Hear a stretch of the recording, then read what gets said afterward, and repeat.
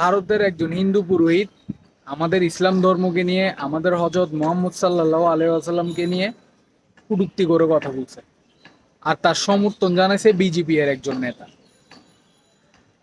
ইন্ডিয়ার মধ্যে মুসলিমদের উপর অত্যাচার নতুন কোনো কিছু না, অনেক আগে থেকে অত্যাচার হয়ে আসতেছে, এটা আমরা সবাই জানি।